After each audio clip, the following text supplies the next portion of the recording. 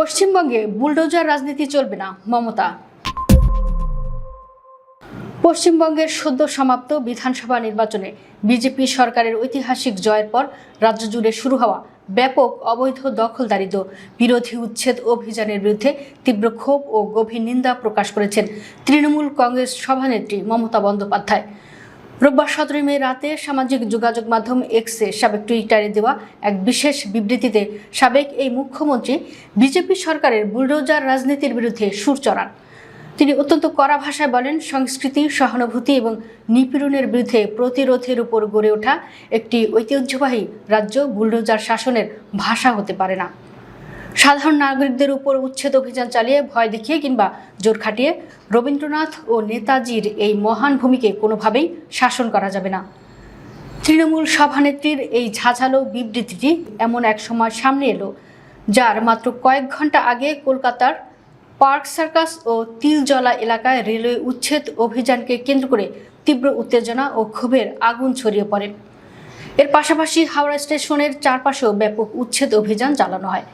মমতা বন্দ্যোপাধ্যায় এই ঘটনাগুলোর তীব্র সমালোচনা করে বলেন, আচ্ছা, আমরা যা দেখেছি তা হলো সরাসরি বাংলার মানুষের আত্মমর্যাদার উপর এক বড় আঘাত।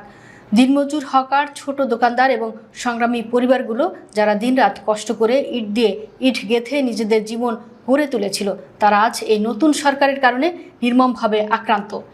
বিজেপি সরকারের কঠোর সমালোচনা করে মমতা বন্দ্যোপাধ্যায় আরও লিখেন, হাওড়া স্টেশনের চারপাশে উচ্ছেদ এবং পার্ক সার্কাসের রাস্তায় ফুঁসে ওঠা গণ অশান্তি ও মানুষের ক্রমবর্ধমান হাহাকার প্রমাণ করে যে এই নতুন সরকার মানবতার চেয়ে নিজেদের প্রচারের বিষয়ে বেশি মগ্ন। যে সরকার কোনো ধরনের পূর্ব নোটিশ ছাড়া আগে উচ্ছেদ করে এবং পরে ভুক্তভোগী মানুষদের কথা শোনে, তারা আসলে বাংলার মূল চেতনাকেই পুরোপুরি ভুলে গেছে। তিনি মনে করিয়ে দেন, একটি রাজ্য তার সবচেয়ে দুর্বল ও অসহায় নাগরিকদের সঙ্গে কেমন আচরণ করছে তা দিয়েই প্রকৃত অগ্রগতি পরিমাপ করা হয়। তাদের কত দ্রুত উচ্ছেদ করে মুছে ফেলা যাচ্ছে তা দিয়ে নয়। রাজনৈতিক অহংকারের চড়া মূল্য আজ বাংলার গরিব মানুষকে নিজের জীবিকা হারিয়ে চোকাতে হচ্ছে বলেও তিনি দাবি করেন।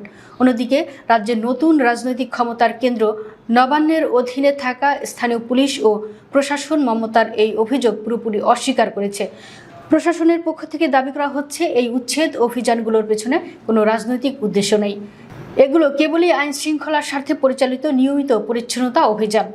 উল্লেখ্য, গত 4 মে পশ্চিমবঙ্গের বিধানসভা নির্বাচনের ফলাফল ঘোষণার পর শুভেন্দু অধিকারীর নেতৃত্বে রাজ্যে বিপুল সংখ্যাগরিষ্ঠতা 207টি আসন নিয়ে নতুন সরকার গঠন করে বিজেপি।